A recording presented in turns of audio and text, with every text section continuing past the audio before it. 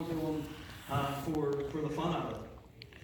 Oh, and by the way, you have to go to the city that you were born in, so you have to take this very pregnant woman on a 70-mile hike to pay your taxes. In the back of their mind, they had to be thinking, God, what are you doing? Like, God, we were faithful. I thought we were doing what you asked us to do. I thought that my life would be easier. I thought everything would fall into place. I thought everything would be perfect from here on out. But then what happens? They get to Bethlehem and there's no room for them even. But God, you didn't even book a hotel room. This is your kid. Like, how frustrated they must have been.